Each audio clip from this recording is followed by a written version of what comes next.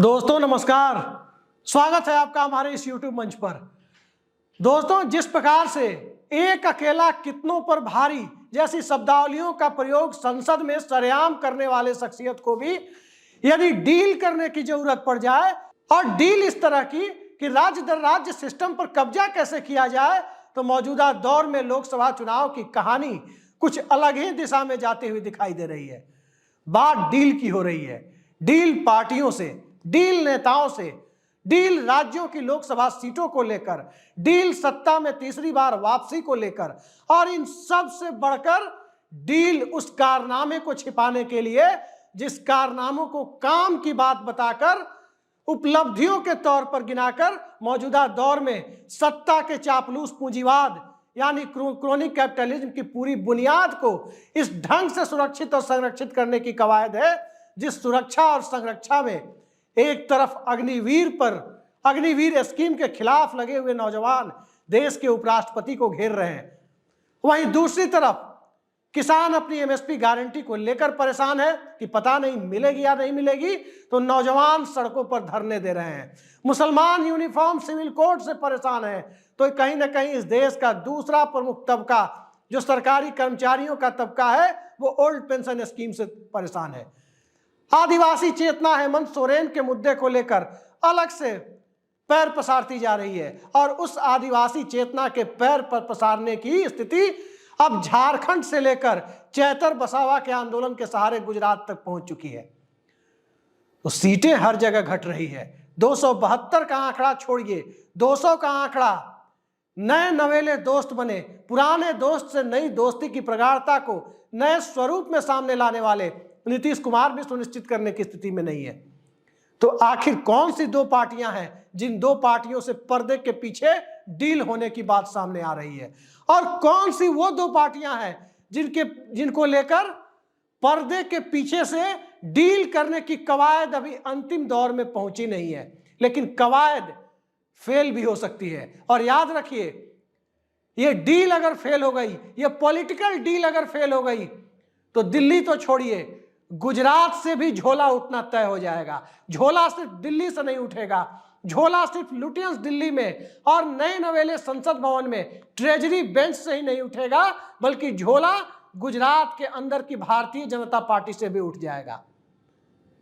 आखिर ये कौन सी डील है और कौन से 4 राज्य हैं और कौन सी 4 पार्टियां हैं जिनमें 2 पर डोरे डाले जा चुके हैं और 2 पर डोरे डालने की कवायद अभी भी चल रही है। डील नंबर 1, जिस डील की बात सभी लोग स्वीकार करते हैं, जगन मोहन रेड्डी की पार्टी, बीजेपी को वहां पर 2% वोट भी नहीं है, लेकिन जगन मोहन रेड्डी के पास 25 में 22 लोकसभा सीटें हैं। भारतीय जनता पार्टी को साफ साफ दिखाई दे रहा है कि कहीं आंध्र प्रदेश भी तेलंगाना के रास्ते न चला जाए। जगन मोहन रेड्डी की बहन वाईएस शर्मिला यानी वाईएस राजशेखर रेड्डी की बेटी, वो कांग्रेस में जा चुकी हैं। भारतीय जनता पार्टी के साथ गठबंधन किस स्वरूप में सामने आएगा चंद्रबाबू नायडू का या नहीं आएगा, ज्यादा संभावना नहीं आने की है, तो फिर परिस्थितियां किस दिशा में लेकर जाएगी, इसको लेकर भारतीय जनता पार्टी आज भी चिंतित है। चिंतित इस बात को लेकर कि आंकड़ों को पूरा करने वाले आंकड़े कहां से आएंगे, और पहला निशाना जगन मोहन रेड्डी। जगन मोहन रेड्डी के साथ मुसीबतें क्या है? मुसीबतें ईडी है, मुसीबतें सीबीआई है, और ईडी सीबीआई के मौजूदा राजनीतिक शास्त्र के दौर में एक नए तरह का शासन सत्ता मॉडल आपको देखने को मिल रहा है, जहां चित भी मेरी और पट भी मेरी, और चित और पट को तय करने की दिशा में यदि ईडी सीबीआई अपनी भूमिका निभा रही है, तो दूसरी तरफ दिल्ली की कथित लिकर पॉलिसी, जिसमें मनीष सिसोदिया से लेकर संजय सिंह तक तिहाड़ जेल में सलाखों के पीछे बंद है, तो अरविंद केजरीवाल को भी सलाखों के पीछे ले जाने के लिए ईडी 5वां समन तक जारी कर चुकी है।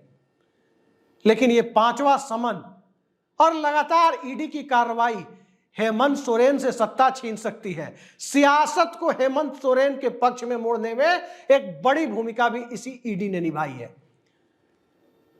जगन मोहन रेड्डी की पार्टी के एक नेता, पिता पुत्र दिल्ली की कथित शराब पॉलिसी के मामले में सामने दिखाई दिए थे। उसमें से एक अप्रूवर भी बन गए, अप्रूवर यानी सरकारी गवाह, और उनके बयानात भी लिए जा रहे हैं, और उनके बयान के बाद कौन जेल जाएगा कौन नहीं जाएगा और किसकी रिहाई होगी किसकी जमानत होगी ये आगे तय होगा। लेकिन जगन मोहन रेड्डी की पार्टी को अब तक कई मुकदमे होने के बावजूद जगन मोहन रेड्डी तक अब तक ईडी ने मौजूदा दौर में हेमंत सोरेन जैसी कार्रवाई नहीं की। तो जरा उसके मायने को समझने की कोशिश कीजिए कि वो मायने क्या है।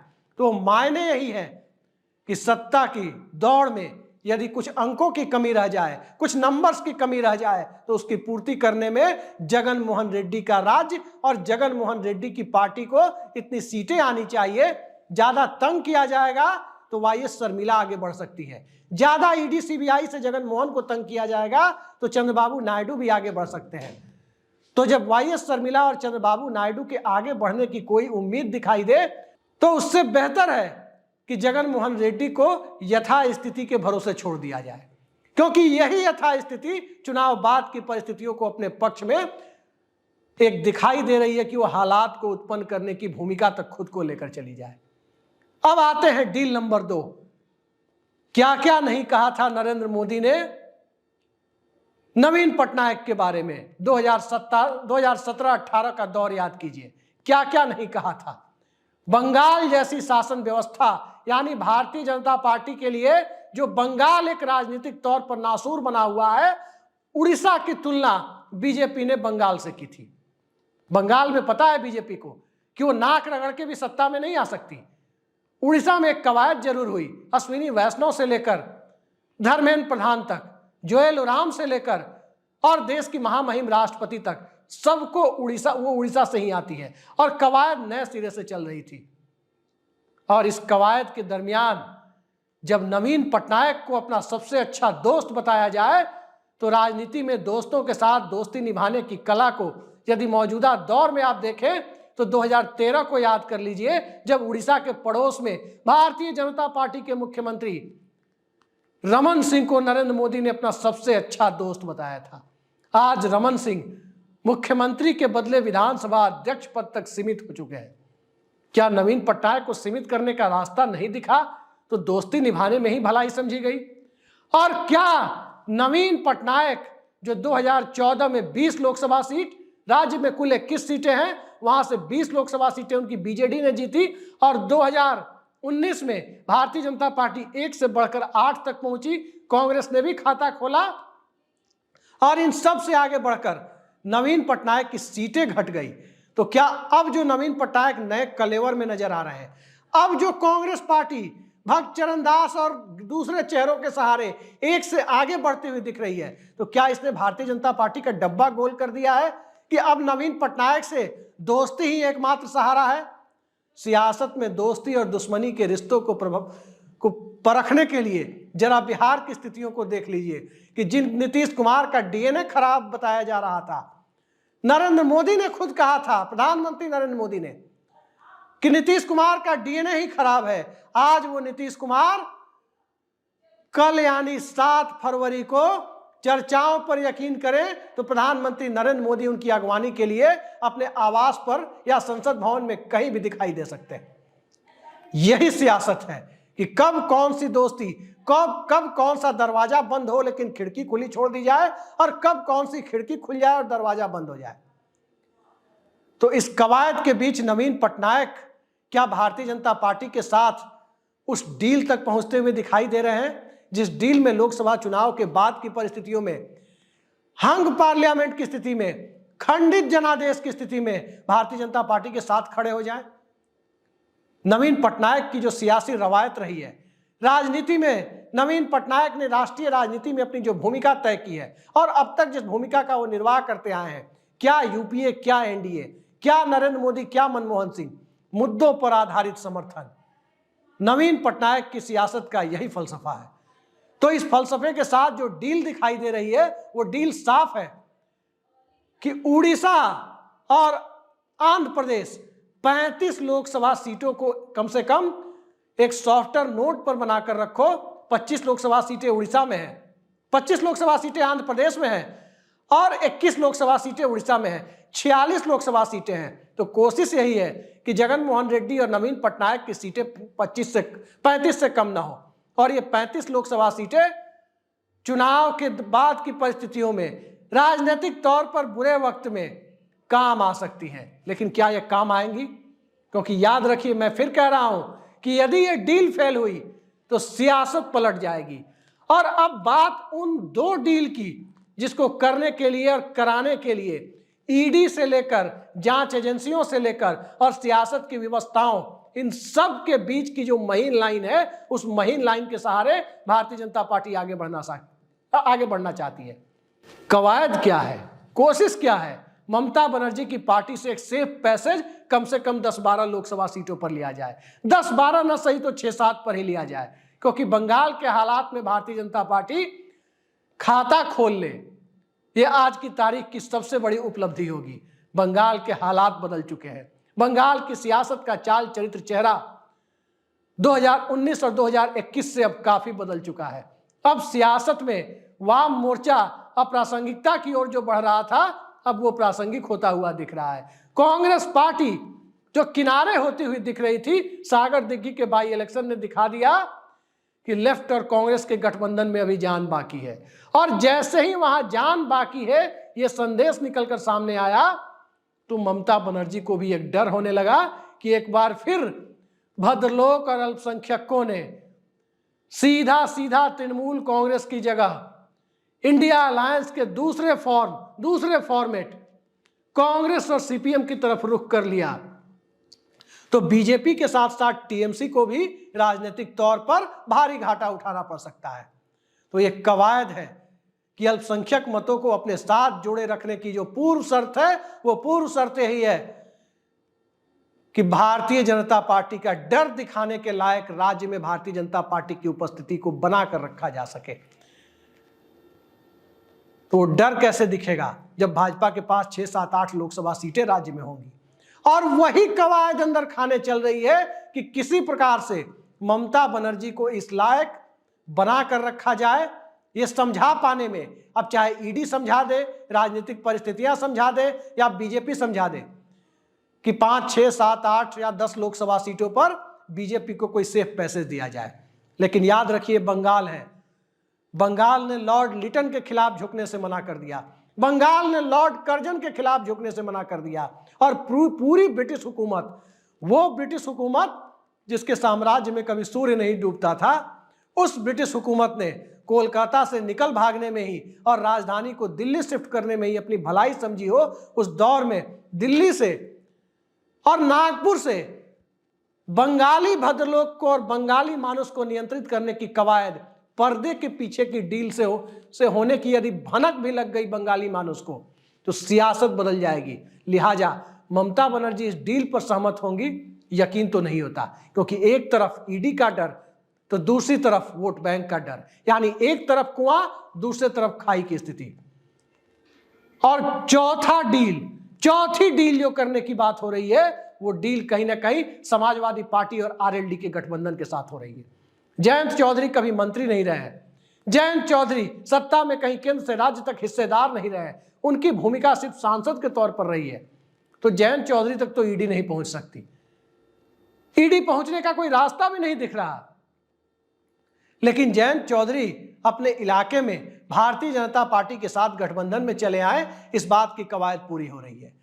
लेकिन याद रखिए, चौधरी चरण सिंह का पोता उस जनसंघ के साथ नहीं जाएगा, उस जनसंघ के नए अवतार भारतीय जनता पार्टी के साथ नहीं जाएगा, जिस जनसंघ वालों की दोहरी सदस्यता पर सवाल उठाकर चौधरी चरण सिंह जनता पार्टी को तोड़कर प्रधानमंत्री पद तक पहुंचे थे। पश्चिमी उत्तर प्रदेश का मिजाज परिस्थितिवश भगवा हो सकता है, अस्थायी तौर पर भगवा नहीं हो सकता। पश्चिमी उत्तर प्रदेश हरित क्रांति वाला प्रदेश है। पश्चिमी उत्तर प्रदेश हरित प्रदेश की डिमांड करने वाला इलाका है। वहां के मुद्दे अग्निवीर हैं, वहां के मुद्दे जाट अस्मिता हैं, वहां के मुद्दे किसान अस्मिता हैं, वहां के मुद्दे गुर्जर अस्मिता हैं, और वहां के मुद्दे सांप्रदायिक सौहार्द को प्रतिबिंबित करने वाले मुद्दे हैं। तो जयंत चौधरी पर तो सवाल नहीं है, लेकिन समाजवादी पार्टी के मुखिया अखिलेश यादव के चाचा राम गोपाल यादव पर दिल्ली के राजनीतिक गलियारों में बहुत चर्चा होती है कि एक तरह से कई सारे मामलों का डर दिखाकर बहुजन समाज पार्टी वाली भूमिका में मायावती की जो भूमिका भारतीय जनता पार्टी ने राजनीतिक तौर पर लोकसभा और विधानसभा दोनों में सुस्त बनाने की कर दी है। कम से कम लोकसभा के मामले में समाजवादी पार्टी को सुस्त बना दिया जाए, ये कवायद मौजूदा दौर में कथित तौर पर चलती रहती है। अब रामगोपाल यादव की बात अखिलेश यादव कितनी सुनते हैं वो अखिलेश यादव जाने, लेकिन आज दलित नेता और इंडिया गठबंधन के संभावित प्रधानमंत्री पद के उम्मीदवार मल्लिकार्जुन खड़गे ने राहुल गांधी की भारत जोड़ो न्याय यात्रा से जुड़ने के लिए सीधे सीधे अखिलेश यादव को निमंत्रण भेजा है। वो भारत जोड़ो न्याय यात्रा जो चंदौली के इलाके से उत्तर प्रदेश में एंट्री करेगी और लगभग पूरा उत्तर प्रदेश छान मारते हुए फिर मध्य प्रदेश होते हुए मुंबई तक जाएगी। तो भारत जोड़ो न्याय यात्रा में राहुल गांधी के साथ अखिलेश यादव नहीं आए तो यकीन मानिए जिस कथित डील की चर्चा हो रही है कि रामगोपाल यादव के माध्यम से लोकसभा में सेफ पैसेज बीजेपी को दिया जाए, ये कवायद की तोहमत भारतीय जनता पार्टी, इस कवायद की तोहमत समाजवादी पार्टी पर पड़ सकती है। इसलिए पड़ सकती है क्योंकि सियासत आज की तारीख में या पहले भी बहुत बेरहम होती है। सियासत में वोट बैंक तभी तक स्थायी होता है जब तक मुद्दों के साथ, उसूल के साथ, सिद्धांतों के साथ क्लैरिटी होती है, स्पष्टता होती है। मुलायम सिंह यादव पर चाहे मुल्ला मुलायम का टैग लगे या जो लगे, पर्दे के आगे या पर्दे के पीछे से किसी भी तरह की डील की बात करने की हिम्मत किसी की नहीं थी।